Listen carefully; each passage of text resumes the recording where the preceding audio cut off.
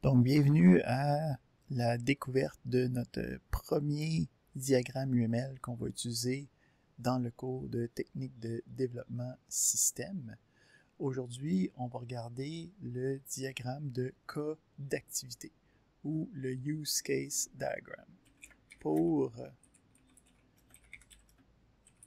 voir qu'est-ce qui se passe puis où on se situe. On va revenir à qu'est-ce qu'on avait jasé la semaine dernière sur le cycle de développement logiciel. Donc, quand on parlait du cycle de développement logiciel ou de système, là, on avait parlé qu'il y avait certaines phases qui se faisaient de manière itérative. La majorité du temps, quand vous êtes en train d'écrire du code, vous êtes dans la phase d'implémentation. Donc, vous êtes en train d'implémenter un design quelconque qu'on vous a habituellement donné jusqu'à ce point-ci. Puis, on avait dit que le cours, ben lui, il va s'attarder sur les phases précédant l'implémentation. Donc, c'est pas un cours de code, ça va être un cours de design, de modélisation. Donc, comment est-ce qu'on fait pour répondre à la question de j'ai une problématique, comment je fais pour arriver à mon but. Donc, on va se retrouver dans la phase d'analyse en ce moment, où on va essayer de concrétiser le problème en faisant abstraction du système final. Donc, le but du diagramme de cas d'activité, où on va souvent utiliser juste le nom use case ou juste UC dans la documentation pour parler du use case diagram, c'est en gros la première étape avec laquelle je vais avoir une rétroaction avec le client. Donc le client, mettons, en tout cas moi-même, j'ai un problème, j'arrive puis je veux avoir une solution à ce problème-là, ou le client m'arrive et dit je veux telle affaire, ben moi avec lui, je vais essayer de faire un diagramme de cas d'utilisation pour essayer de bien représenter le problème, bien savoir qu'est-ce que moi j'ai à faire, qu'est-ce qui existe déjà, puis surtout qui a besoin d'utiliser ce système-là. Donc, ça me permet de représenter les différents scénarios d'utilisation que mon système va devoir répondre. Encore une fois, on ne touche pas à quel langage j'utilise, quelle librairie ou quelle structure de données. On est au-dessus de ça. Là. On dit que le système doit répondre à des actions, en fait. Donc, encore une fois, le but, c'est de formaliser ça d'une manière que tout le monde va être capable de comprendre et être capable de s'y référer par la suite pour facilement aller repérer que tel élément est disponible, tel autre élément n'est pas encore fait, cette affaire-là n'a pas été complétée jusqu'au bout. Donc, c'est notre premier comme gros checklist de features dans un système. Fait que quand on va regarder ça, il va y avoir en gros 3 éléments fondamentaux au cas d'utilisation qui vont nous permettre de répondre à 3 questions fondamentales de système. Donc, la première question, c'est qu'est-ce qui est décrit? Donc, c'est quoi le système? Qu'est-ce qui est supposé représenter? Est-ce que je suis en train de faire la gestion d'un restaurant? Est-ce que je suis en train de faire la gestion de distribution de vidéos par streaming? Est-ce que je suis en train de faire la gestion d'un bureau étudiant? Est-ce que je suis en train de faire la gestion d'une bibliothèque? Donc, le système, qu'est-ce que c'est? C'est quoi que je suis en train de être supposé construire? La deuxième chose, c'est qui va interagir avec le système. Donc, qui a le droit de prendre des actions ou qui va recevoir des interactions du système. Dans le diagramme de cas d'utilisation, on va utiliser le mot-clé acteur. Puis finalement, on va voir qu'est-ce qu'on est supposé de faire avec ce système-là. Donc, c'est quoi les actions que je peux prendre à l'intérieur du système en étant un utilisateur ou en étant un acteur dans ce cas-ci. Puis c'est ça qu'on va dire quand on parle de cas d'utilisation. Fait que si on donne une vue rapide de qu'est-ce que c'est de quoi c'est supposé avoir l'air un cas d'utilisation, on a cette forme-là ici. Donc, on a le système qui est représenté par une grosse boîte, puis la boîte, elle a un nom. Donc, ça dit qu'est-ce que c'est supposé de faire ce système-là. Ensuite, on a les acteurs qui sont des petits bonhommes avec des noms. Puis, on a les différents cas d'utilisation, donc les différentes actions que je peux prendre à l'intérieur du système. puis qui vont être reliés avec le petit bonhomme qui peut les faire, avec l'acteur qui peut le faire. Fait que c'est simple. C'est tout pour aujourd'hui. Donc, non, c'est... Donc, évidemment, il y a de la minutie des choses, de voir qu'est-ce qui va où, comment est-ce qu'on construit ça. Mais on va voir que le principe fondamental, c'est vraiment ça. Okay? On fait des boîtes, on fait des ovales, puis on fait des petits bonhommes allumettes, puis on les relie ensemble, puis soudainement, ça fait plus de sens les choses. Fait qu'on va aller voir chacun de ces éléments-là individuellement, qu'est-ce qu'il faut faire, qu'est-ce que ça représente, puis à la fin d'aujourd'hui, on va faire un exercice ensemble qui va nous permettre de brainstormer un peu pourquoi c'est utile, c'est quoi les questions qu'il faut se poser, et ainsi de suite. Puis à partir de là, ben, la semaine prochaine, on va pouvoir commencer à faire des exercices, puis après ça, on va passer à des exercices évalués, et ainsi de suite. Donc, on va aller regarder chacun des éléments qu'on a à l'intérieur. Donc, on va voir le système, on va voir les codifications, on va voir les acteurs, puis on va voir les relations. Puis on va voir aussi qu'il y a des variations un petit peu plus fancy qu'on peut faire dans le besoin. Fait qu'on va commencer avec notre premier élément, qui est le use case, le code d'utilisation lui-même. Donc, le use case, son but, c'est d'être une action qu'un acteur peut prendre. Donc, quelque chose qui va amener un résultat venant du système que je veux développer. Comment est-ce que je fais ça? Donc, c'est représenté par une ellipse. Puis, à l'intérieur de l'ellipse, je vais écrire le code d'utilisation que je veux représenter. OK? Donc, le code d'utilisation va toujours faire partie du système que je suis en train d'implémenter. OK? Donc, on a le système. Puis, habituellement, on lui donne un nom plus spécifique par rapport à ce qu'on est en train de faire. Puis, le code d'utilisation, donc, est une ellipse. Puis, à l'intérieur, je vais juste marquer qu'est-ce que c'est supposé de faire.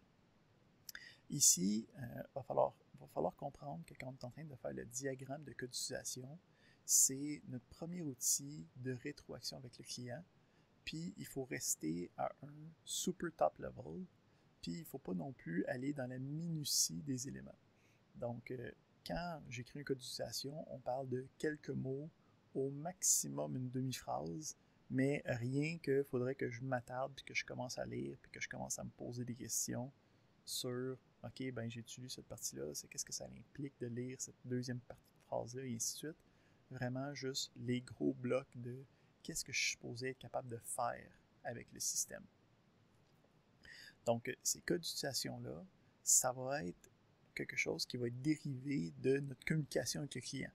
Fait que le diagramme de code d'utilisation, c'est OK, ben le client m'arrive avec une spécification, un document, ou il m'arrive avec un cahier de charge, ou il me donne un speech pendant 1h30, puis quoi qu'il advienne avec ces informations-là, moi, il faut que je synthétise ça dans un diagramme de code d'utilisation. C'est pas mal ça. OK. Fait que quand je regarde mon système, une fois que j'ai mes différents codes d'utilisation, ben, ça devrait décrire toutes les fonctionnalités que le système devrait offrir.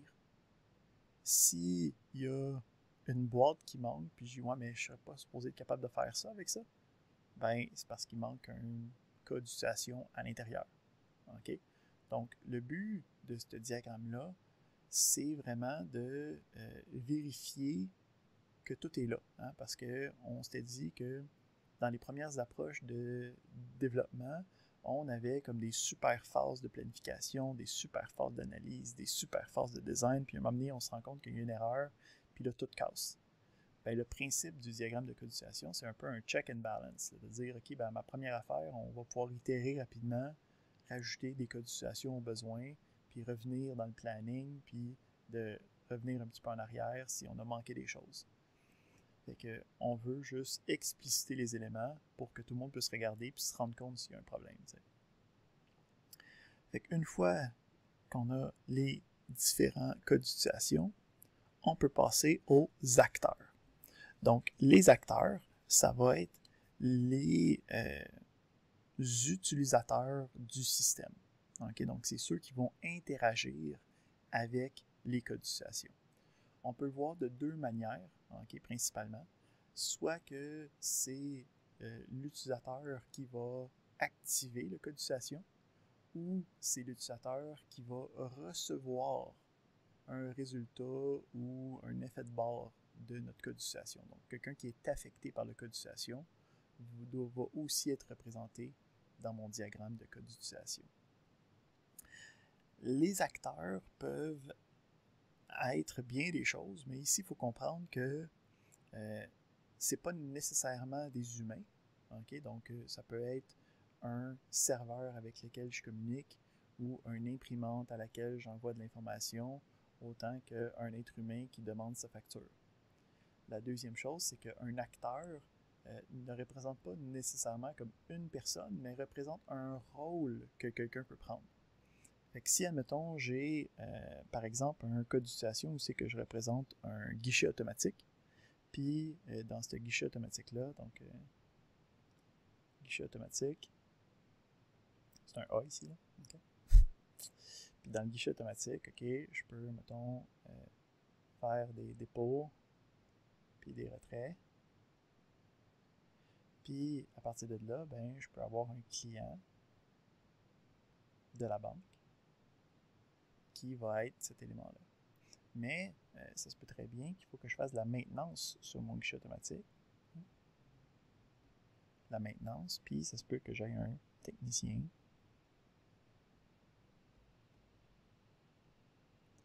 qui soit quelqu'un qui puisse faire la maintenance sur le guichet automatique. Ben, ici, il faut comprendre que ça se peut très bien que le technicien soit aussi un client de la banque. Hein? Fait que la même personne pourrait être en même temps un client, puis en même temps un technicien.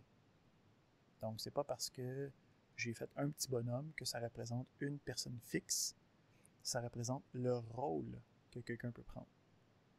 Okay? Donc, le technicien, en tant que rôle de technicien, on va voir qu'il peut seulement faire la maintenance, mais le client, lui, va pouvoir faire des dépôts et des retraits. Puis, même si le technicien, en tant que personne, peut être aussi un client, je ne vais pas commencer à mettre des flèches entre le technicien et les affaires. Donc, c'est le rôle de la personne qu'il faut qu'il soit représenté en tant qu'acteur. Pas obligé d'être des personnes. On a différentes notations. Donc, la notation. Y a-t-il des questions? Levez la main, oui, oui. Ouais, ben, je sais, mais j'ai juste une idée de même, là. Tu disais que ton technicien, mais ton technicien, à partir de la boîte maintenance, tu pourras le rattacher puis, au dépôt puis au retrait. Non, justement, c'est ça que je OK. dis. En tant que Ouais, je comprends technicien, l'idée, là, c'est mais ça, là, en tant que technicien, il n'y a pas accès aux activités de dépôt et de retrait. C'est il juste y a en tant que... accès juste quand c'est un client. Exactement, quand il prend Quand le ça devient un client. rôle du client. C'est toute ça la distinction, justement, qu'il faut faire. Ouais. Parfait. OK. Fait que ça, c'est les différents rôles. La notation, par défaut, c'est un petit bonhomme allumette. OK. Ici, faire attention, le petit bonhomme allumette, c'est la notation par défaut. Ça veut dire que même si j'ai un serveur, je peux mettre un petit bonhomme allumette, puis la notation reste bonne quand même. OK? Mais il y a des notations alternatives pour soit faire en sorte que tu n'as pas besoin de démontrer tes capacités de dessin. Okay? Fait que juste une petite boîte qui est marquée acteur au-dessus, ça marche. Ou souvent, ce que vous allez voir, c'est juste d'autres icônes pour mieux facilement savoir que les acteurs ne sont pas des utilisateurs humains. Okay? Fait que, mettons, genre une boîte de serveur pour dire que c'est un système externe, ou, mettons, un serveur de courriel, ou une imprimante, ou ainsi de suite. On peut utiliser d'autres symboles pour représenter les acteurs. Mais, par défaut, c'est le petit bonhomme allumette, puis ça ne veut pas dire que c'est nécessairement un humain.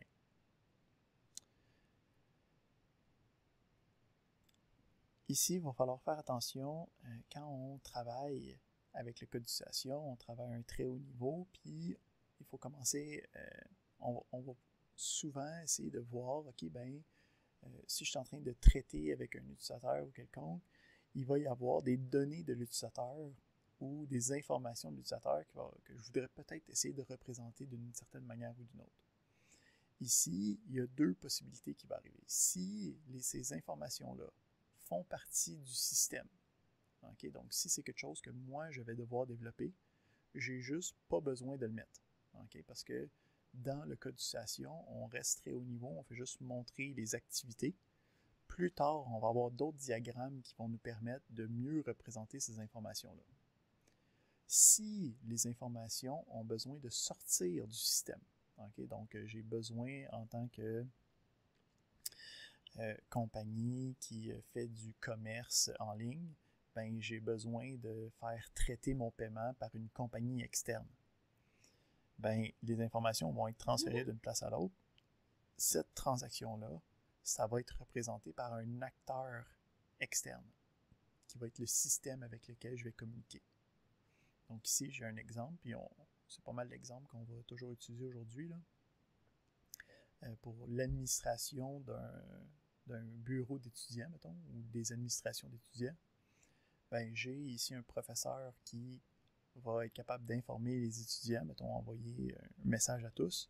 Ben, j'ai un serveur de courriel qui fait partie de l'école, mais qui ne fait pas partie du système de gestion d'étudiants que je suis en train de construire. Fait que moi, je ne vais pas construire le serveur de courriel, puis je ne vais pas tenir les courriels de tous les étudiants. Fait que moi, il va falloir que je communique avec cette entité externe-là, ce système externe-là, donc ça devient un acteur dans mon système.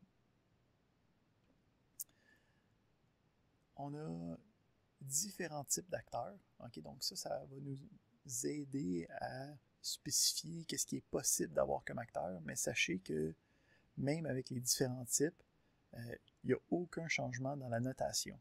Okay? Donc c'est tout le temps la même notation, c'est juste dans notre tête qu'on sait qu'il y en a certains types. Donc, comme j'avais dit, ça peut être humain ou non humain. Puis ensuite, on a le principe de primaire ou secondaire. Donc, le principe de primaire ou secondaire, c'est à qui ça bénéficie de faire l'activité du code d'utilisation. Donc, si je peux donner un autre exemple.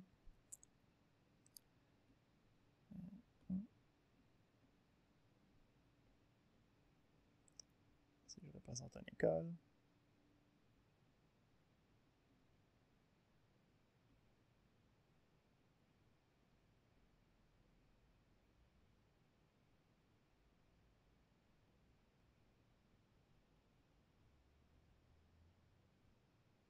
Donc, ici, dans l'école, il y a un examen qui peut se faire.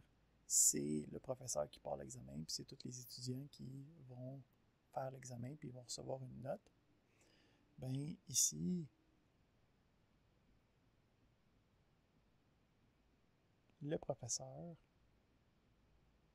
c'est un acteur secondaire à cette activité-là.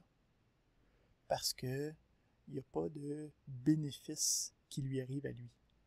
Okay? Donc, quand vous passez un examen, c'est important pour vous, mais je vais lever les rideaux un peu, là, c'est moins important pour le professeur. Okay? Le prof, quand il fait passer un examen, là, il ne stresse pas pendant toute cette journée-là. Fait que on a le principe de primaire secondaire. Finalement, on a aussi le principe de actif-passif. Donc, le actif, ça va être quelqu'un qui va avoir une interaction directe avec ce qui se passe dans le code d'utilisation. Puis le passif, c'est quelqu'un qui va avoir soit un effet secondaire ou qui va avoir une rétroaction du code d'utilisation. Fait qu'ici, quand je donnais mon exemple, c'est que le professeur veut informer les étudiants, puis on a besoin d'envoyer cette requête-là sur un serveur externe, ben, le professeur est actif parce que c'est lui qui initie le code d'utilisation, c'est lui qui veut qu'il se passe quelque chose. Puis le serveur de courriel est passif. Lui va dire, ben, je reçois m'amener une requête d'informer les étudiants, puis il va agir sur cette requête-là. Mais c'est pas lui qui est actif à l'intérieur du code d'utilisation. Parfait. Fait que ça, c'est notre premier élément. En fait, c'est notre deuxième. Fait qu'il en reste un. Hein? Après ça, on va voir que ça ça devient un petit peu plus complexe, mais on a le système qui était la boîte, on a les différents acteurs, puis maintenant, ce qu'il faut représenter, c'est les différentes relations. Donc, en passant ici, point important, on a notre système. Les cas d'utilisation sont toujours à l'intérieur du système. Les acteurs sont toujours à l'extérieur du système. Si tu commences à penser que « Ah ouais, mais il faudrait que je modélise cette affaire-là, fait que ça fait partie du système », mais c'est pas un acteur.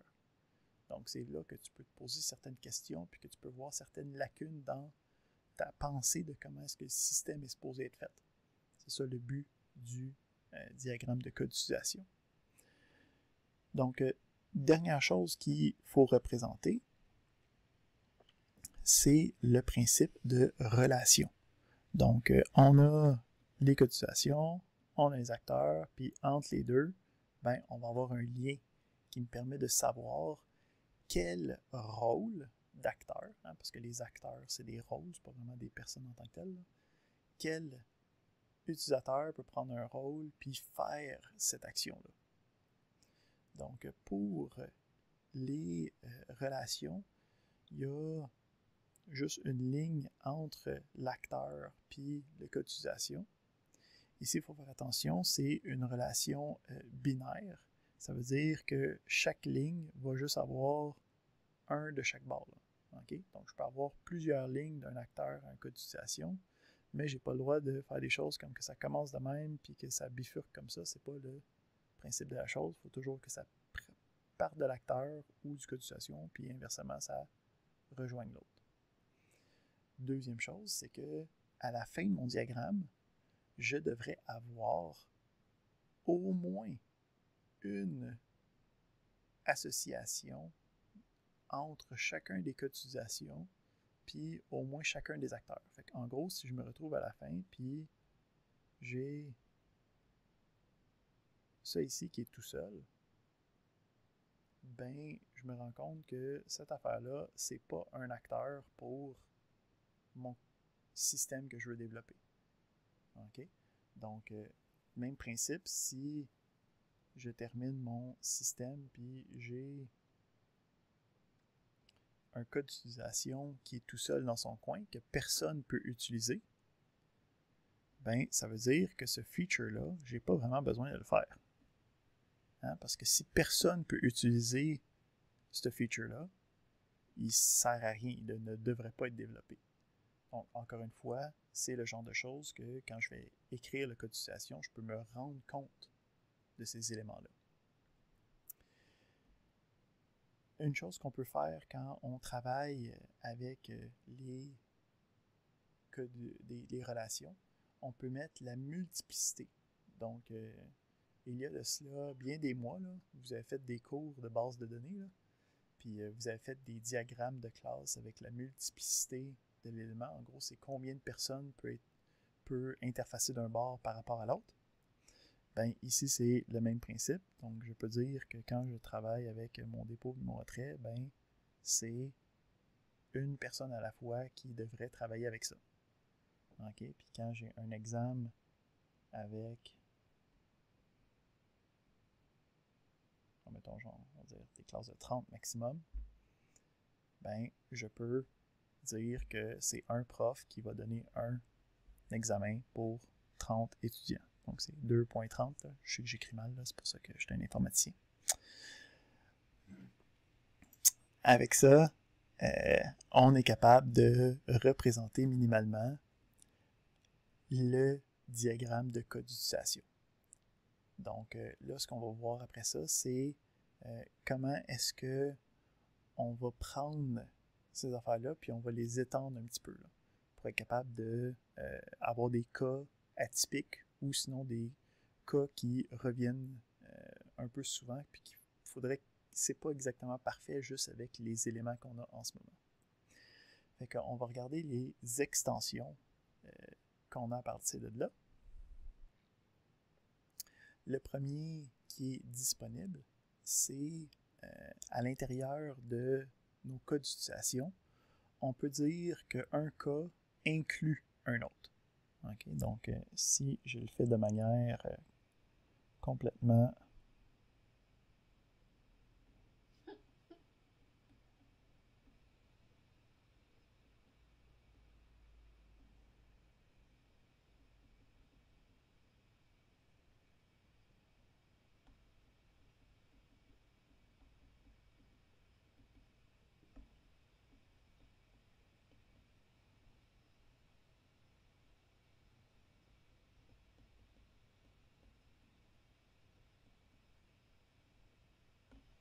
let's, On peut-tu vous parler pendant ce temps-là? certainement.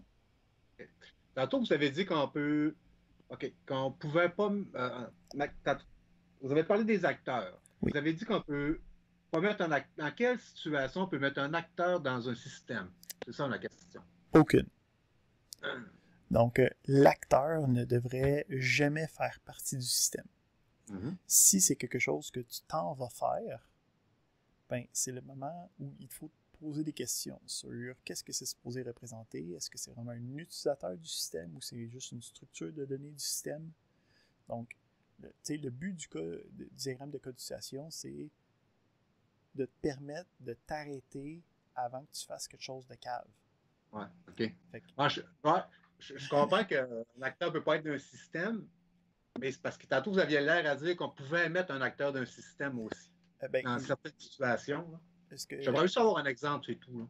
ben, ce que je disais, c'est des fois, quand il y a des acteurs, surtout non humains, on ne sait pas si ils devraient juste pas être représentés. Tu sais, comme mettons, genre, si on reprend notre exemple de plus haut, là ici, dans notre administration d'étudiants, le professeur veut informer les étudiants, puis là, il faut envoyer un courriel à tout le monde. Tu sais. Là, la question qu'il faut se poser, c'est est-ce que c'est à nous de faire la gestion du courriel, puis d'envoyer le courriel, puis de créer un serveur de courriel, puis tout le kit? Ou est-ce que c'est un système externe déjà déployé avec lequel je peux communiquer puis envoyer la patente? Okay. Si c'est Je à comprends. moi, ben là, il faut que ça soit à l'intérieur du système. Tu Donc, vas créer un acteur. ça ne sera pas un acteur. Ça va être un système, un sous-système dans un système. C'est ça, c'est ça. OK, je comprends. À ce point-là, il ne sera juste pas modélisé dans notre code d'utilisation. Ça va être dans le Inform Student. Ben, nous autres, on va savoir qu'il faut faire un système de courriel là-dedans. Okay. C'est ça la distinction. Je pense que c'est là que... Ouais, OK. Merci. Pas de problème.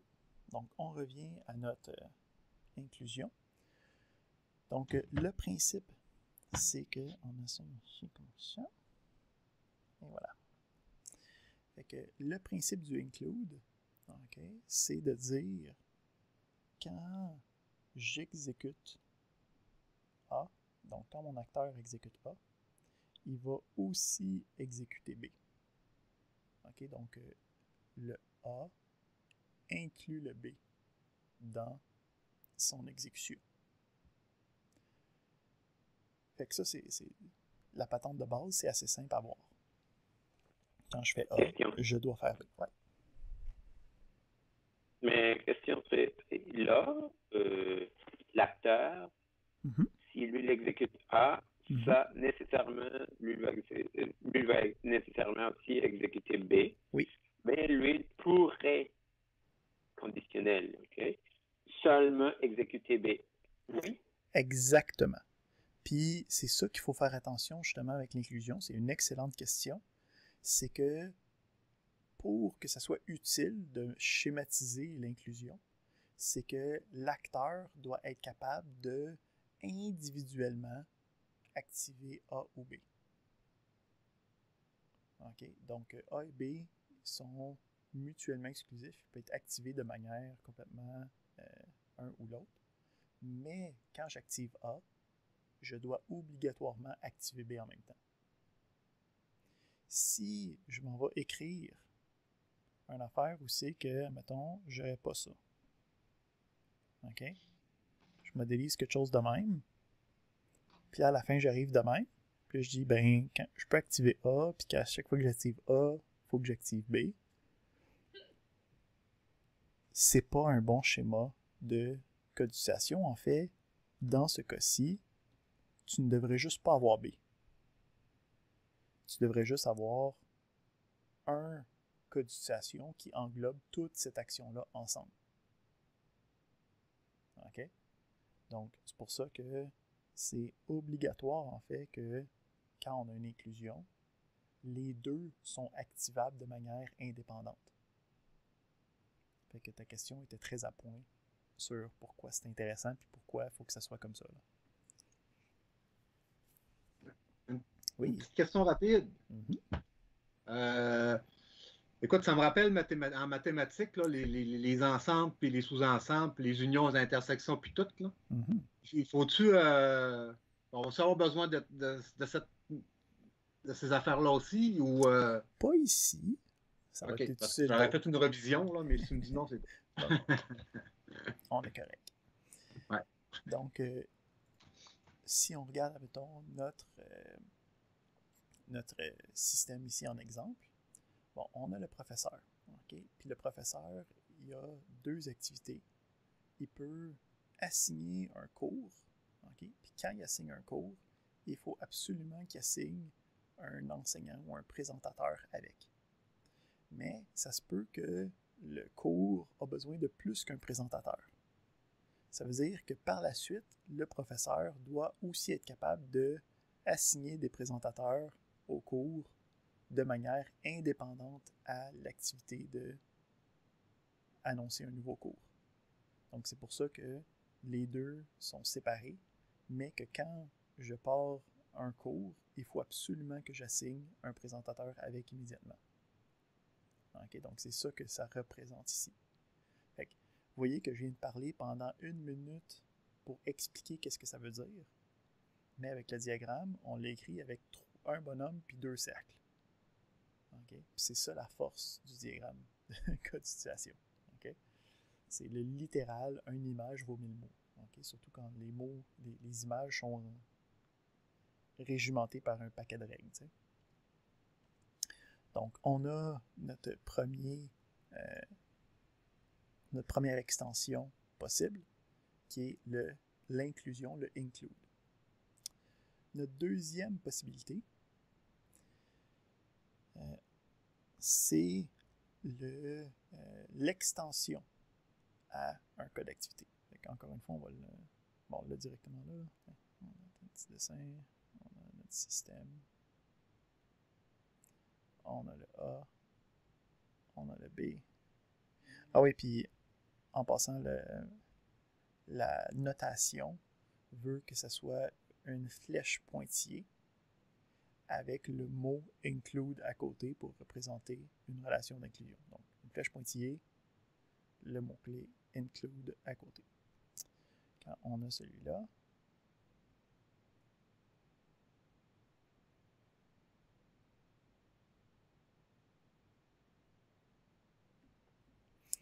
donc on a l'extension.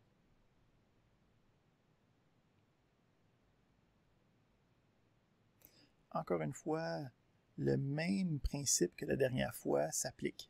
Okay? Ça veut dire que quand j'ai chacun de mes cas d'utilisation, je suis quand même obligé d'avoir au moins une relation pour chacun des cas d'utilisation. En passant, c'est pas obligé d'être avec le même acteur. Ça aurait pu être un deuxième petit bonhomme ici, puis lui, il est là, puis j'aurais pu faire fi de cette ligne-là. Tant que chaque cas d'utilisation a un lien, on est correct. Fait que l'extension, qu'est-ce que ça veut dire? Là, ici, il faut voir que la flèche est dans le sens inverse que la flèche dans l'inclusion. Parce que la flèche travaille ici quand j'active A. Quand j'active A, je peux facultativement activer B en même temps. Okay? Donc, l'extension, ce que ça me dit, c'est que quand j'active A, je peux facultativement activer B en même temps. Donc, celui-là, on peut voir qu'on suit la flèche comme à l'envers. Donc, ça me permet d'avoir des éléments où c'est que, mettons que je suis dans un restaurant.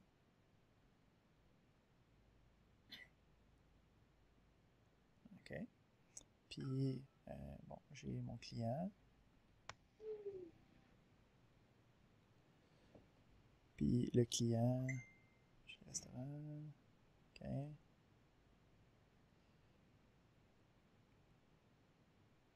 J'ai une commande de bouffe, puis une commande de boisson de possible. OK.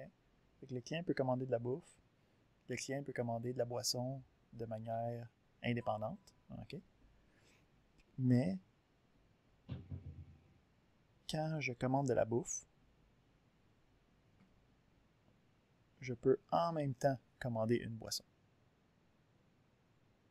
Donc, le principe ici, c'est que quand je commande ma bouffe, je peux commander une boisson dans la même activité. On parlait de relations de base de données tantôt, là. Comme ici, tu peux commencer. Est-ce qu'on pourrait, dans ce cas-là, vu que B extend A, on pourrait avoir plusieurs boissons pour une bouffe? Ça fonctionne-tu de même aussi? C'est le même Oui, principe. le nombre d'activations n'est pas représenté dans le code OK. d'utilisation. Fait que, OK. en gros, c'est ce que tu veux. OK. OK. Fait que ça, c'est notre deuxième élément différent quand on travaille avec les codes d'utilisation. Oui. Une observation, une question. Si B est facultative, alors pourquoi, quelle est l'utilité de la flèche? Parce que la personne pourrait exécuter A, puis exécuter B aussi, parce que les bonhommes est lié par les traits qui les rejoignent. Donc, pourquoi c'est important d'avoir la flèche? Parce que de toute façon, il pourrait faire A et B. Mais des fois, ça ne sera pas nécessairement le cas. Donc ici, pour avoir un cas où Bien sûr. Le cas de la caisse guichet automatique, si le gars n'a plus d'argent, il ne peut pas retirer de l'argent. Oui, mais il n'y a pas d'extension dans ce cas-là, parce que chaque activité va vraiment être faite dans son propre comme élément. Mais admettons que j'ai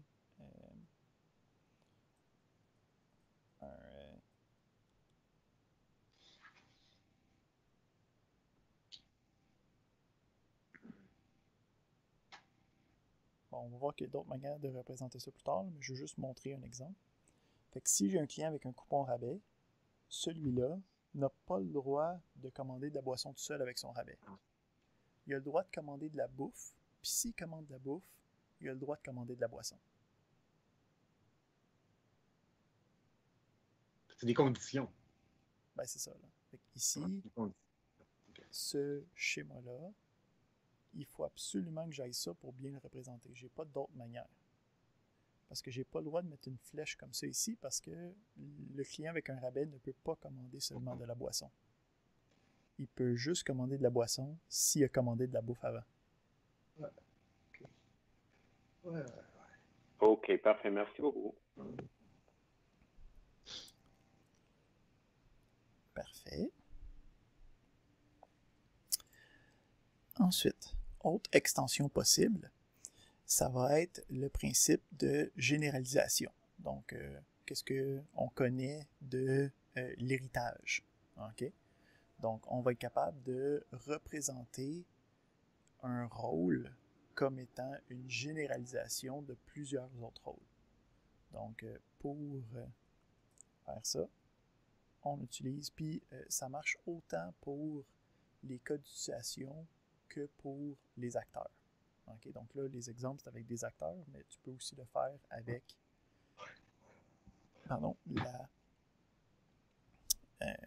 les codes d'utilisation. Donc là, on dit, on a la version générale.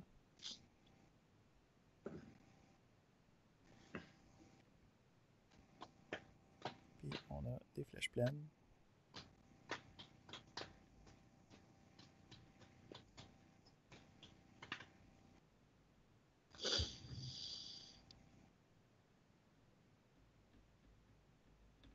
On va juste marquer spécial 2 ici.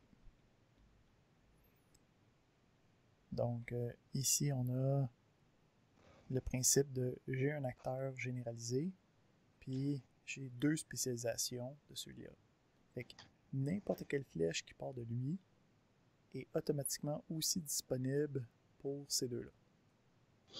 OK? Puis là, ici, il va falloir comprendre que quand on représente les cas de situation puis les relations aux cas de situation, il faut faire attention pour bien représenter une activation du cas d'utilisation. Donc ici, j'ai un exemple où c'est que j'ai encore ma gestion de mes étudiants, okay, donc l'administration d'étudiants. Puis j'ai comme cas d'utilisation le principe de aller regarder les données des étudiants, aller voir leurs notes, quoi que ce soit. Puis en ce moment, j'ai 2 acteurs, le professeur puis l'assistant. Puis chacun de ceux-là peut aller faire ça. Mais la manière que c'est modélisé en ce moment, ce que ça représente, c'est que pour chaque activation de demande d'information étudiant, il faut que ça ait rapport avec le professeur puis avec l'assistant. Donc ici, quand on a un cas d'utilisation, quand j'ai des flèches, tout le monde est touché par une activation du cas d'utilisation. Donc, cette représentation-là n'est pas ce qu'on veut vraiment. Là. Ce qu'on veut, nous autres, c'est... Désolé, j'ai pas compris j'ai pas compris le problème que ce diagramme comme ça dessiné impose. Quand on fait une relation vers un cas d'utilisation, c'est que ça implique qu'à chaque activation du cas d'utilisation, l'acteur est engagé dans cette situation-là. Ici, quand j'ai cette représentation-là à gauche, ça dit qu'à chaque fois que je vais demander de l'information d'étudiant, le professeur et l'assistant font partie de cette transaction-là. Ici, ce qui n'est pas nécessairement le cas. Okay? Ici, sûrement que ce que je voulais dire, c'est que soit le professeur, soit l'assistant peut demander les notes. Hein? Là, ici, ce que ça représente, par exemple, c'est pas ça. C'est qu'à chaque fois que je m'en vais voir les différentes notes, les 2 acteurs font partie de l'activité. Fait que la manière de représenter ça correctement, c'est comme ça ici à droite, où j'ai, on va l'agrandir un petit peu pour mieux voir, là. J'ai une classe qui peut être abstraite, ça veut dire que ça ne peut pas être quelqu'un qui est juste ça, hein?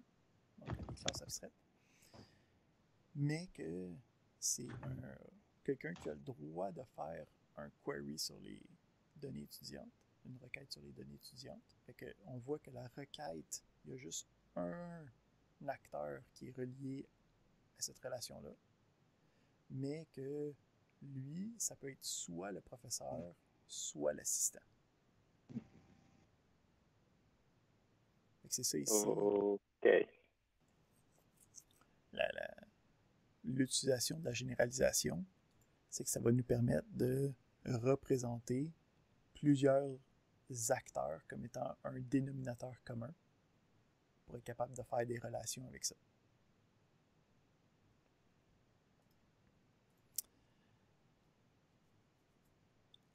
OK. Fait que moi, j'ai fini la première partie du cours. Donc, on va se prendre une petite pause. Je pense que il y a quand même pas mal de stock là, qui a été dit. Donc, on pourrait-tu se donner un petit 10 minutes, mettons, revenir vers 2 heures. Puis après ça, on va voir la description des cas d'utilisation. Puis on va voir comment construire un cas d'utilisation. Puis finalement, on va faire un exemple ensemble pour être capable de voir de quoi ça a l'air quand on est dans la main à la pâte, on va dire. Parfait. On se fait une petite pause avec ça. Parfait, moi, j'aurais juste une petite question avant que tu partes. J'allais chercher ça peut-être durant la pause. Code, parce que moi aussi, je suis sur Mac. Je me demandais avec quoi ouvrir tes points MD. C'est des fichiers de Markdown. Okay? Donc, les fichiers de Markdown, en fait, derrière, c'est juste une représentation qui permet d'avoir un meilleur formatage. Moi, j'utilise dans mes extensions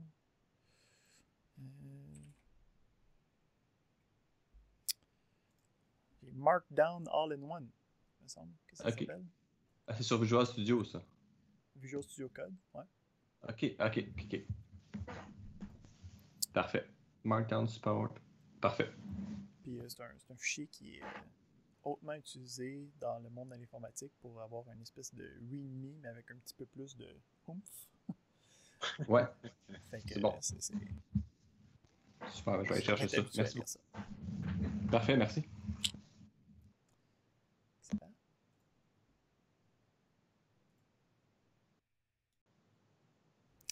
Donc, re-bienvenue de la pause. On avait vu les principes fondamentaux des diagrammes de cas d'utilisation.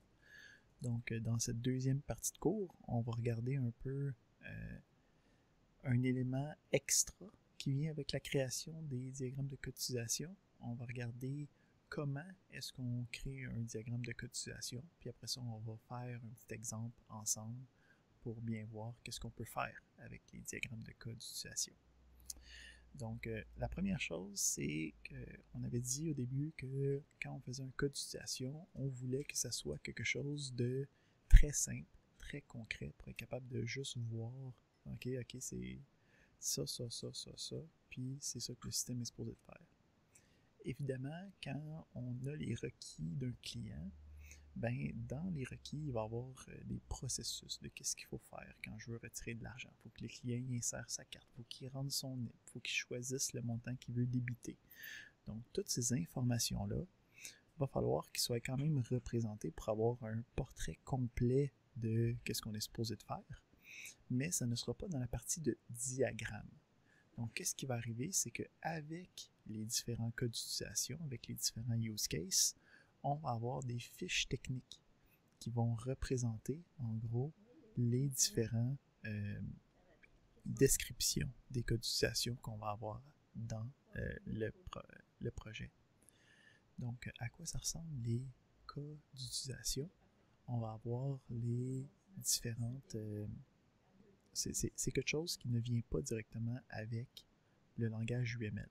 Okay? Donc, ça ne vient pas directement avec la spec, mais c'est quelque chose que tout le monde fait avec pour être capable de gérer cette vision-là complète du projet. Donc, dans les descriptions de diagrammes de cas d'utilisation, il va y avoir une série d'éléments qu'on va vouloir mettre avec. Donc, le nom du cas d'utilisation, une description du cas d'utilisation, puis ensuite, une série de préconditions. Fait que, mettons, genre, pour utiliser mon guichet automatique, ben, il faut que mon client fasse partie de la banque. T'sais, il faut que ça soit un client de la banque. Sinon, ça ne marche pas. T'sais. Une post-condition, ça va être... Désolé d'interrompre, mais il y a quelqu'un qui a son microphone ouvert, il y a quelqu'un qui rit au fond, il faut fermer le microphone. Ouais, non, c'est moi qui ai quelqu'un. Ah, désolé.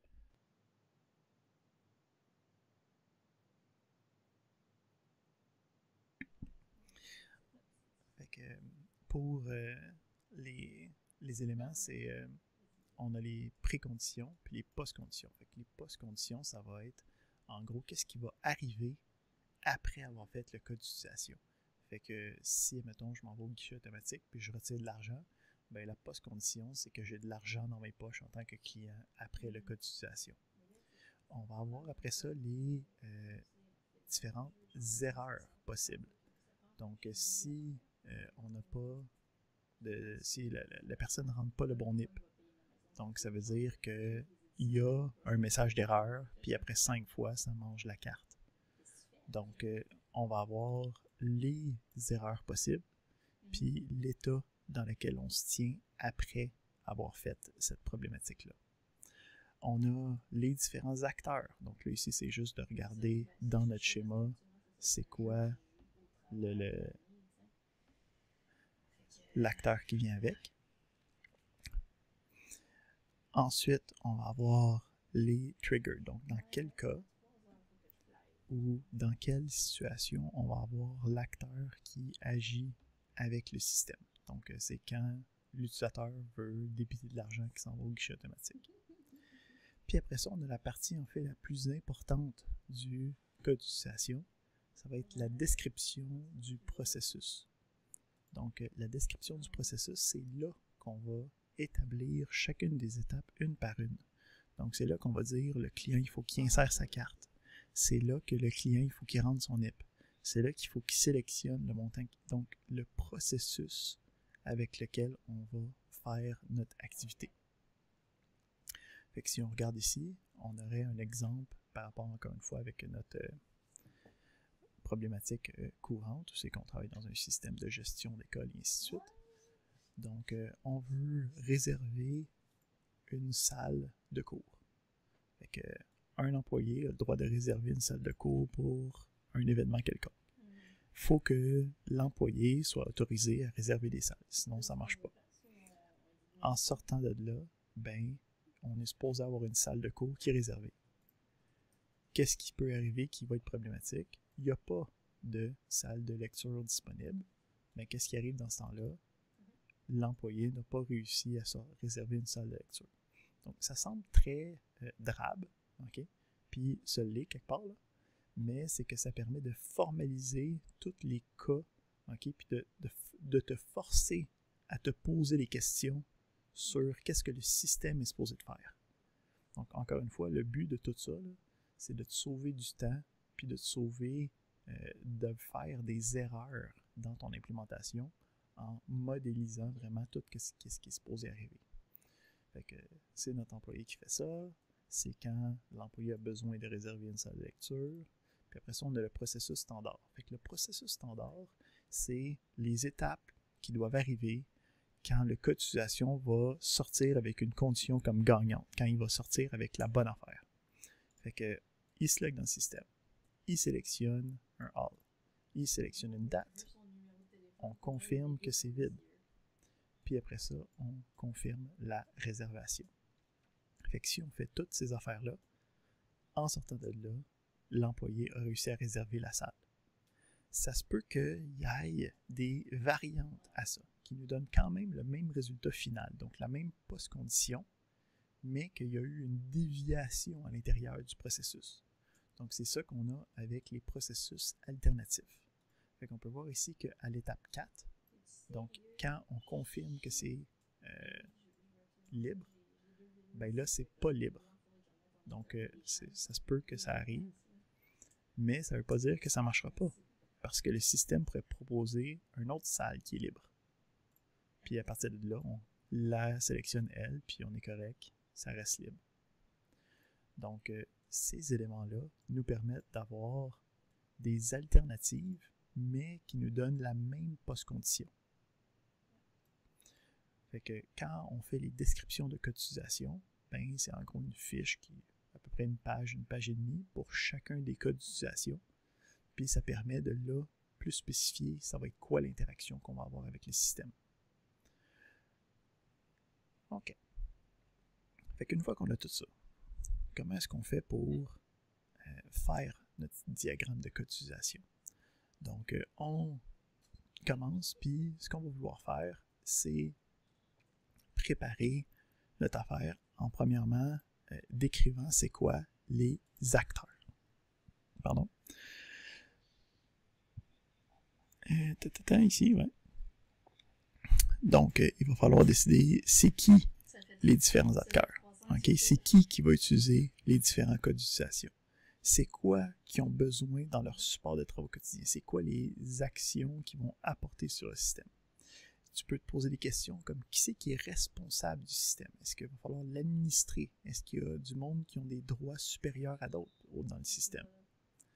D'autres questions que tu peux te poser par rapport en trouvant les acteurs, c'est quoi les outils puis les services externes qui doivent communiquer avec le serveur? Est-ce que c'est un serveur de courriel? Est-ce que c'est un service de paye?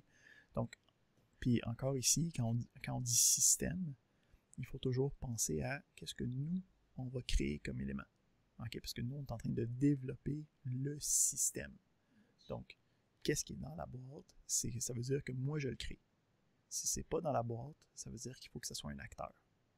Donc, c'est qui va avoir les interactions avec le système, puis qui c'est qui est intéressé par les résultats du système. Donc, c'est qui que ça va affecter quand je vais utiliser le système. Ça va être aussi des acteurs. Ici, j'ai oublié. Oups. On va l'écrire à la main ici, mais deuxième étape, ça va être le principe de décrire c'est quoi les cas d'utilisation. Donc, on a les cas.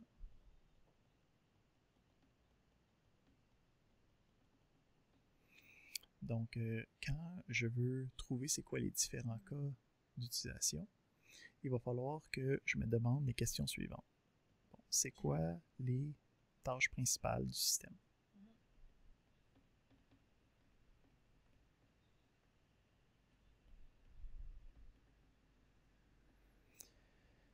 Est-ce que... Ça fait que ça ici, ça va me donner un paquet de cas d'utilisation initiale. Ensuite, on peut avoir le même principe, mais avec d'autres questions qui vont me permettre de me poser c'est quoi les genres de cas d'utilisation qu'on peut faire. En passant ici, les notes que je suis en train de prendre, moi, je vais faire un PDF après, puis je vais le déposer aussi sur le site de cours. Okay? Donc, pas obligé de retranscrire les choses. Merci.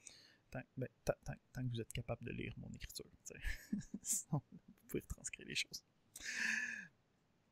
Fait que deuxième question qu'on peut se poser quand on est en train de rechercher les cas d'utilisation. Donc là, ici, on est en train de dire, OK, je veux créer mon diagramme. C'est quoi les questions qu'il faut que je me pose pour trouver les différents éléments? Ça va être, c'est quoi les requêtes?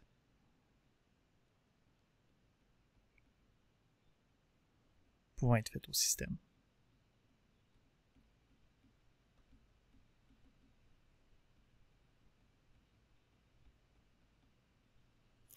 Donc, c'est quoi les différentes requêtes?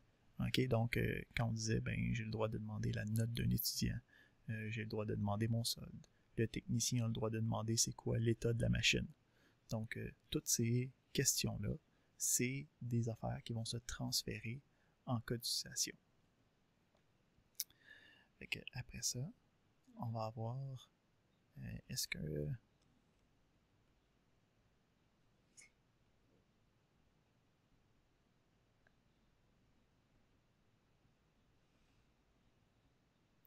Oups.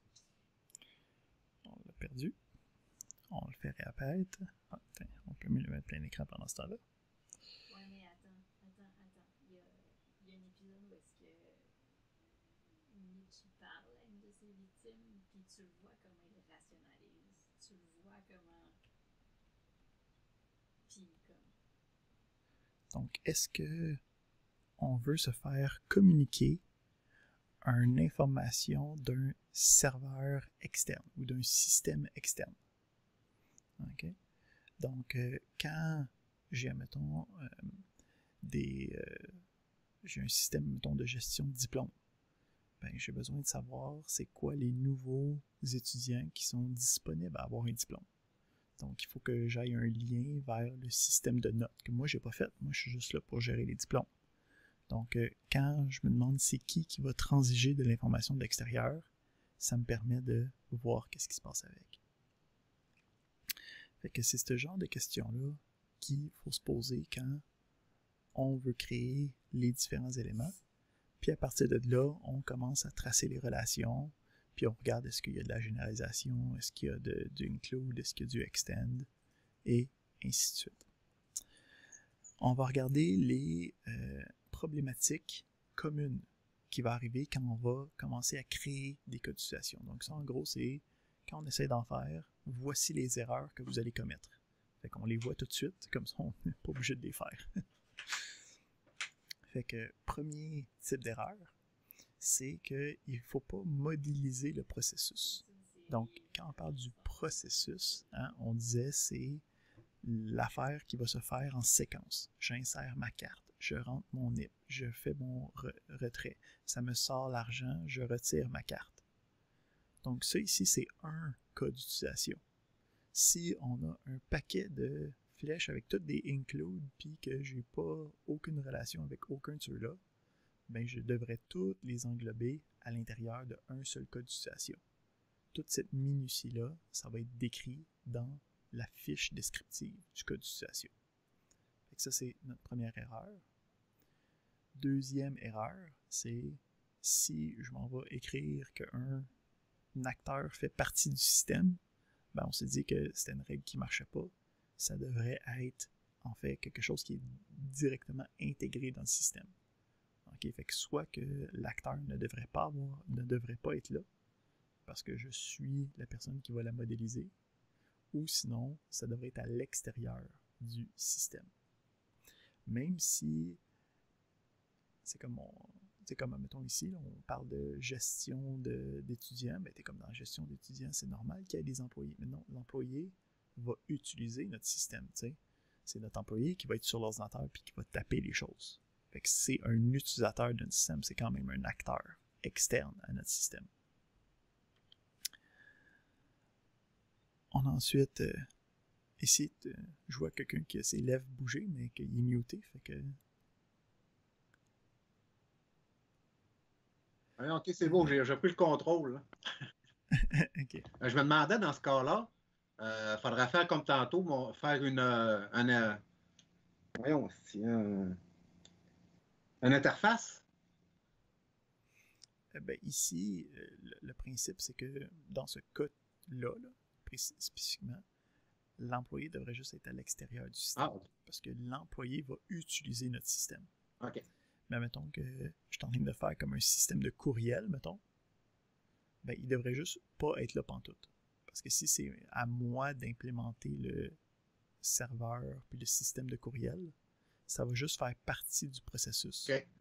Fait que même là, ça arrive jamais quand tu t'en vas faire ça, c'est que tu as fait une erreur, fait que là, il faut que tu te reposes des questions. T'sais. Je comprends aussi qu'employés et étudiants n'ont pas de relation ensemble non plus, là, fait qu'ils n'ont pas d'affaire à avoir d'interface qui rejoint toutes les deux. Là.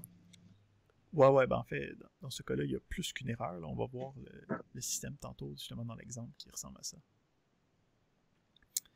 Donc, même principe que tantôt, quand on a une activité ou un cas d'utilisation qui peut être utilisé par plusieurs personnes, il ne faut pas avoir des liens individuels vers chacun des rôles.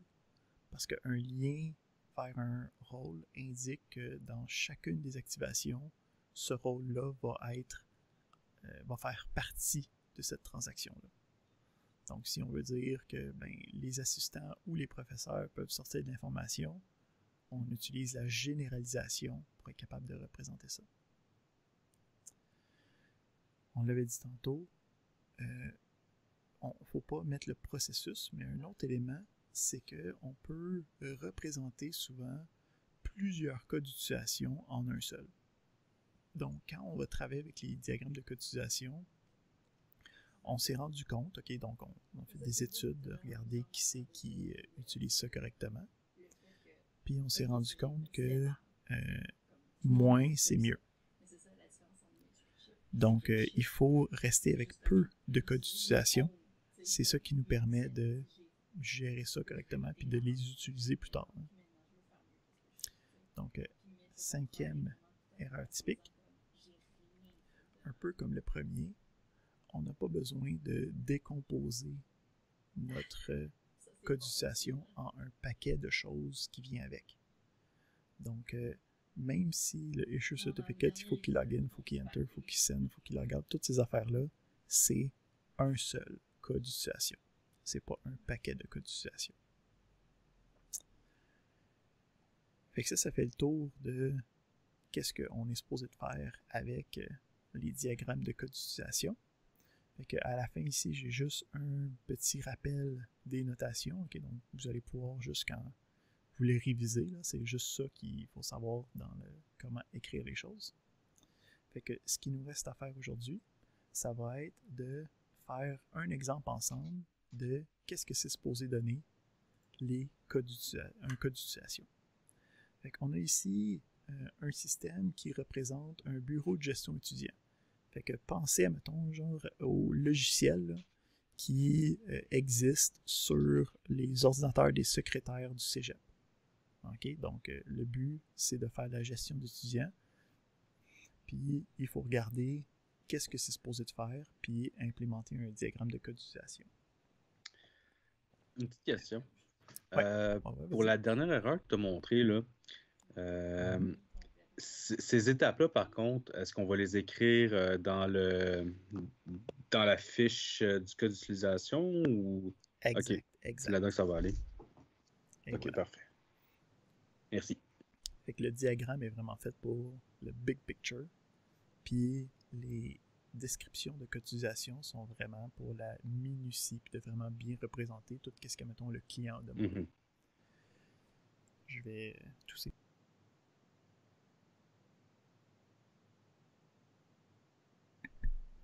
Tout va bien. OK. Donc, on a notre bureau de gestion d'étudiants. Donc, on dit, bon, bureau de gestion d'étudiants doivent gérer plusieurs tâches. Okay? Les étudiants peuvent s'inscrire à l'école, s'inscrire ou désinscrire à des cours. En fait, ici, on va dire, on va rajouter en s'inscrivant à l'école, l'étudiant doit s'inscrire à des cours. Et voilà. On rajoute ça. Fait que quand tu t'inscris à l'école, tu es obligé de t'inscrire à des cours. Ça fait partie de la besoin. Bon, fait que les diplômes sont envoyés sont envoyés par le BGE. Fait que le diplôme est imprimé par un employé. Les professeurs, eux autres, vont envoyer des notes pour dire que l'étudiant doit avoir un diplôme. Puis on a un système de notification qui va informer les étudiants que leur diplôme a été envoyé, délivré, fourni. À l'intérieur du bureau, il existe deux types d'employés. Un premier qui va s'occuper de l'administration des données. Donc, on va l'appeler employé de service. Un deuxième, oups, faut pas que je double-clique. Un deuxième, ça va être ceux qui vont faire les tâches administratives, fait que les employés administratifs. En plus de ça, tous les employés doivent être capables de juste fournir de l'information à des étudiants, des professeurs acquis de droit.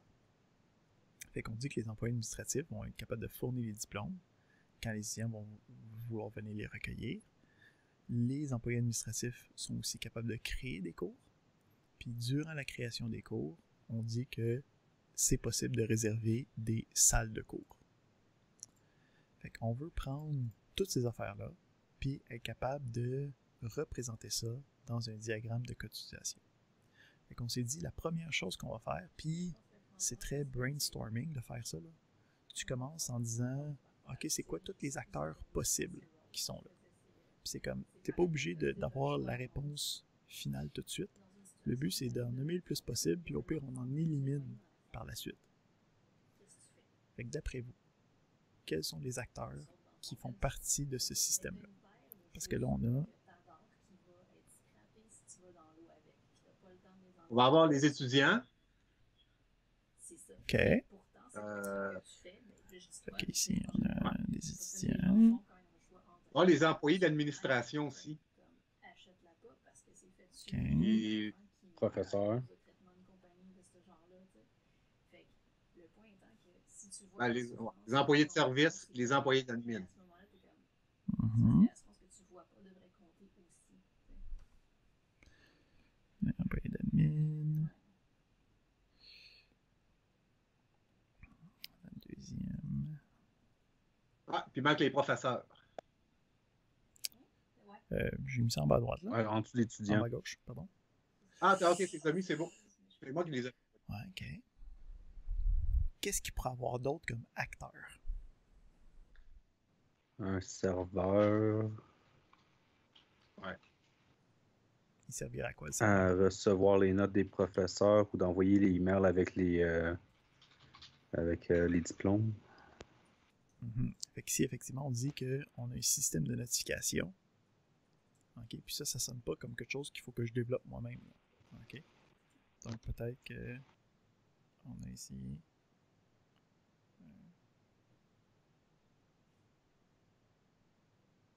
OK. Deuxième chose que je vais vous demander, là, je vous guide un peu, là, on est dans un élément. Si on regarde les tâches que les employés vont faire, OK? On peut voir qu'il y a des tâches qui sont dignes de seulement des employés de service, puis il y a des tâches qui sont dignes de seulement des employés d'administration, puis il y a des tâches qui sont bons pour les deux. Comment est-ce que je vais représenter ça avec mes acteurs?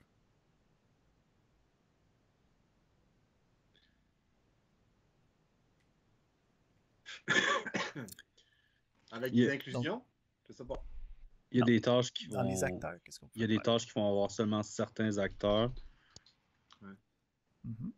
Puis comment on fait ici? Si on regarde ce qu'on avait fait quand on avait ce genre de Ouais, ça problématique-là, serait ça de même, là, mais. On va faire Exact. comme des espèces de. on a une Un peu généralisation comme des classements. par héritage. Exactement. Là. Donc, on va faire de l'héritage, puis on va dire, ben, on a des employés du bureau de gestion d'étudiants, puis eux vont pouvoir faire des choses. Fait que ceux-là.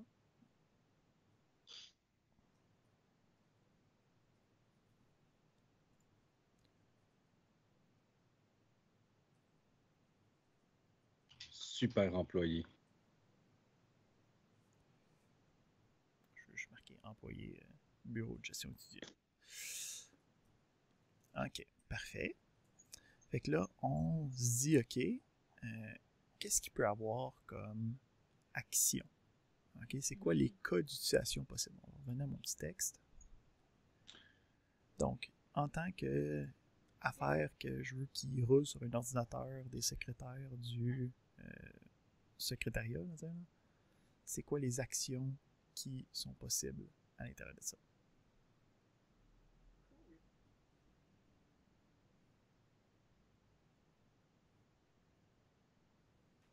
Une action? Deux actions? OK. Les employés de service, eux autres, ils vont s'occuper s'occupent exclusivement de l'administration des données des étudiants. Mhm. Puis, nous autres, qu'est-ce qu'on a. Tu sais, qu'est-ce qu'on peut faire avec ce système-là? Fait qu'on dit qu'il y a plusieurs tâches administratives. Ouais. OK? Ils peuvent s'inscrire. Ils peuvent s'inscrire à l'école, s'inscrire ou se désinscrire à des cours. Donc, tout ça, c'est des activités. OK? Donc, on a. Je vais descendre un petit peu mon micro. Est-ce que dans ce cas-là, on dirait que ça serait inscription puis ça regrouperait les trois ou ça devient trois. Exactement. Donc, ici, pour simplifier les choses, on peut avoir, puis là, dépendamment de à quel point notre affaire est grand, là, on pourrait avoir juste un use case pour inscription. Y a-t-il aussi Mais si une nomenclature, genre, il faut que ça soit des verbes, ça peut être des adjectifs, quelque chose comme ça? C'est pas.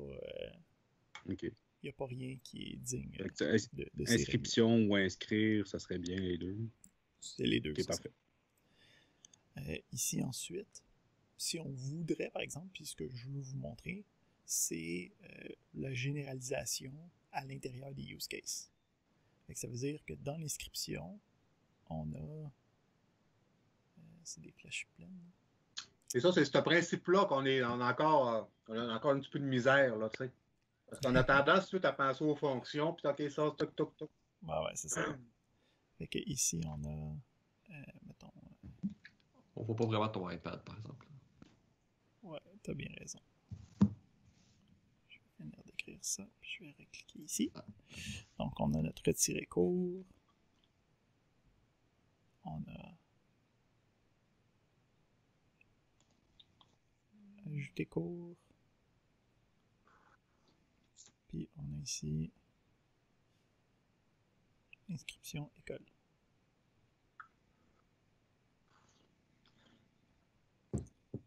Puis là, dans notre... fait que là, ici, ce qu'on peut voir, c'est que les trois sont là. Donc, on peut s'inscrire à l'école, on peut s'inscrire ou se désinscrire à des cours. Puis tout ça, ça fait partie de la tâche d'inscription. Mais, qu'est-ce qui est intéressant qu'on peut modéliser, c'est qu'on dit ici que quand on s'inscrit à l'école, on doit s'inscrire à des cours. Comment est-ce que je fais pour modéliser ça à l'intérieur de mon schéma courant? C'est extend. Ça veut dire que inscription école va extend inscription. Je sais pas trop. Pointillé avec la flèche par en haut, inscription. Fait que si on regarde ici, là, on a directement le sommaire. On a l'extension qui dit que c'est une utilisation optionnelle. Ah, je me suis trompé. OK, c'est obligatoire. Ouais. Fait que, effectivement, si c'est obligatoire, c'est une inclusion. Donc, quand je m'inscris à l'école, je dois ajouter un cours. Donc,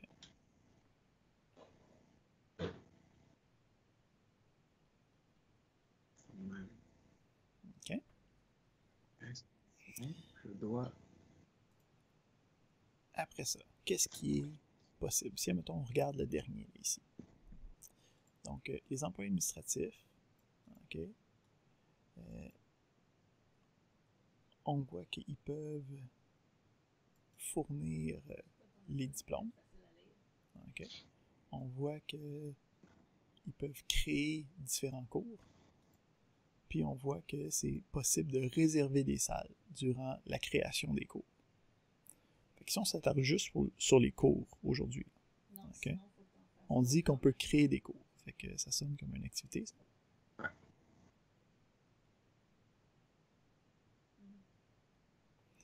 Puis on dit que c'est possible de réserver une salle quand on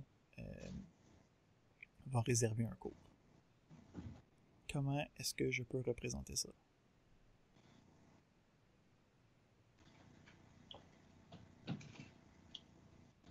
Non, mais le jeune homme a droit à une vie.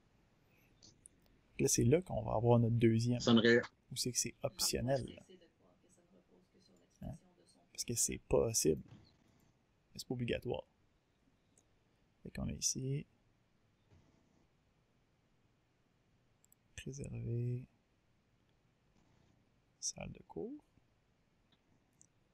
Puis là, ici, il faut faire attention à l'ordre de la flèche.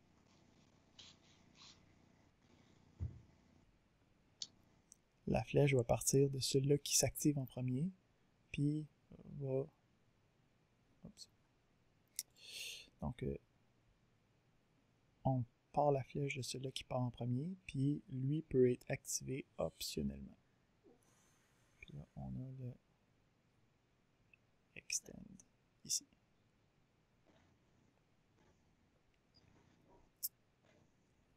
OK.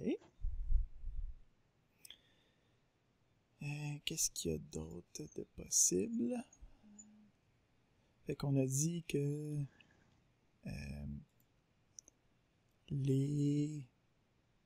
tous les employés peuvent fournir des informations. Fait que ça sonne comme une autre affaire que je peux faire.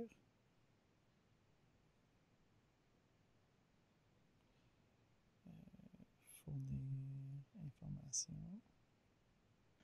Les employés. OK. Qu'est-ce qu'on a d'autre? On dit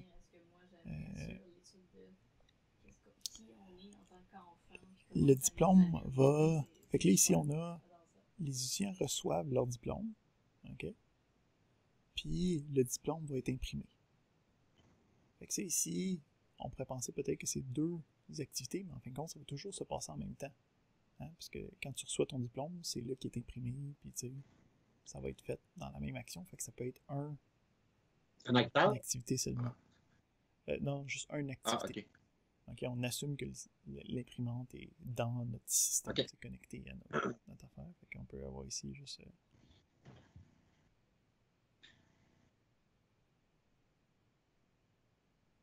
T'as-tu déjà joué à Broforce? OK.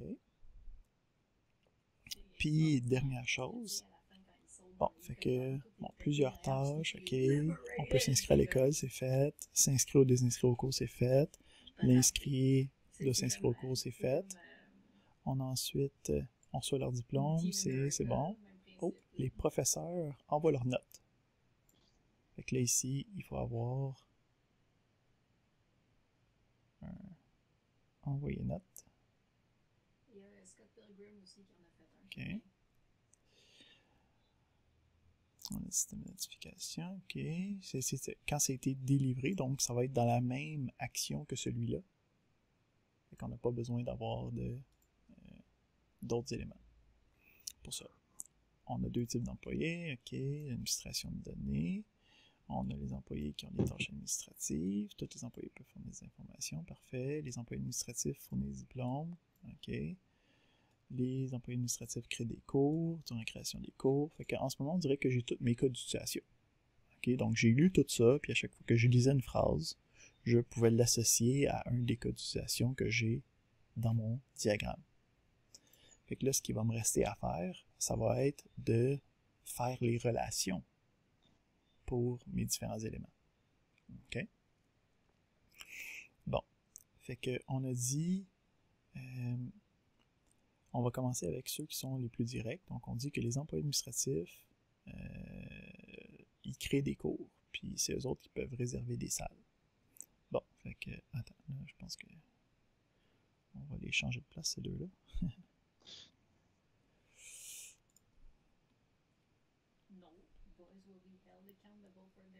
Comme ça. Juste pour que ce soit un petit peu plus facile dans les petits liens. On va voir qu'on a des logiciels qui nous permettent de... Too much. On va voir qu'on a des logiciels qui vont nous permettre de faire la gestion des diagrammes de manière beaucoup plus saine, rendu au prochain cours. Là. Pour l'instant, on le fait à la main. Donc, les emplois administratifs peuvent créer des cours, réserver des salles de cours. On dit aussi que c'est eux qui vont fournir les diplômes quand les étudiants vont vouloir les recueillir. Fait que pour imprimer le diplôme, c'est aussi mon employé administratif qui est capable de faire ça. Si on regarde ici, on dit que l'administration des données des étudiants, c'est l'employé de service. Fait que l'employé de service, vers quoi il va pointer en ce moment, vous pensez?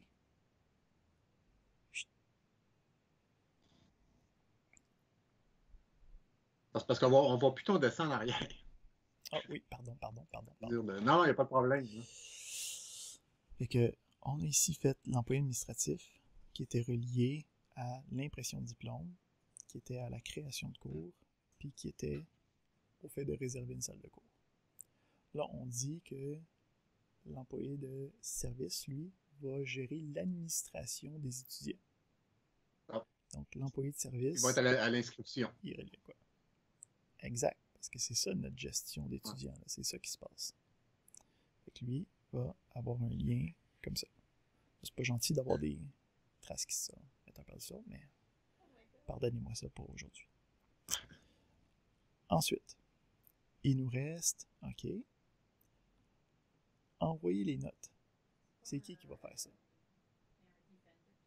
C'est les employés administratifs. Ici, quand on parle de notes, c'est dit... Ah, c'est pas... Envoie leurs notes. Ah. Ici. Non, c'est que tu envoies des notes au BGE, puis il y en a d'autres qui envoient les notes aux élèves. Ben ça, fait qu'ici, quand on parle d'envoyer les notes, c'est notre professeur qui est relié ici, t'sais. Parce que c'est eux qui vont pouvoir comme faire en sorte que les diplômes vont pouvoir être comme libérés, là, t'sais, là. Puis finalement, notre dernier, on disait que tous les employés peuvent fournir des informations. Fait qu'ici, tous les employés, ben on a fait une classe généralisée ici pour dire que tous les employés, c'était celui-là. Fait qu'on a ici, ça comme ça. Mais les professeurs ne sont pas dans les employés? Parce qu'ici, c'est des employés du BGE. Ah, OK. Donc, en gros, c'est les secrétaires qui sont dans le bureau des secrétaires. Okay. Puis, il y a des secrétaires de service, puis il y a des secrétaires administratifs, mais tous les secrétaires, c'est des secrétaires. Ouais. Fait que, on a réussi pour tous nos cas d'utilisation. Puis ici, le fait que c'est une généralisation, ça fait en sorte que le lien qui est ici va automatiquement être relié à ceux-là. On a le lien ici, le lien ici, le lien ici, le lien ici. Fait que tous nos cas d'utilisation sont maintenant reliés. Qu'est-ce qui ne fit pas avec mon diagramme en ce moment?